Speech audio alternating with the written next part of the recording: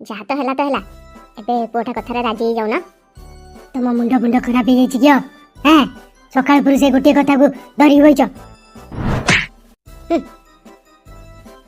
ତମ ବୋଉ ମୋ ପୁଅର ଜୀବନଟାକୁ ନଷ୍ଟ କରିକି ଆହୁରି ହେଇନି ଯେ ତମେ ଆହୁରି ବଇଛ ମୋ ପୁଅର ଜୀବନକୁ ନଷ୍ଟ କରିବା ପାଇଁ।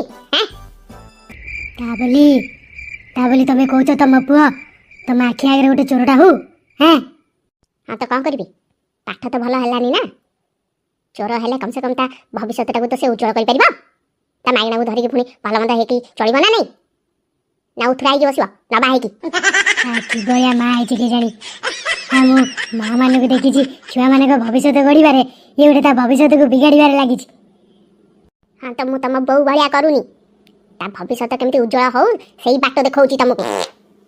ତାକୁ ବାଟ କୁହନ୍ତି? ତମେ ତମ ନିଜ ହାତରେ ତାକୁ ନର୍କକୁ ପେଲୁଛ।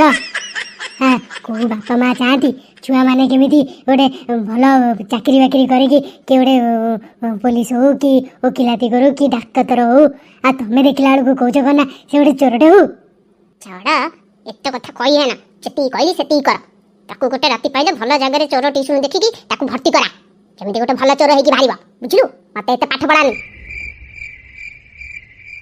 ନହେଲେ କ'ଣ କରିବ ମୋର? କ'ଣଟା କରିବ?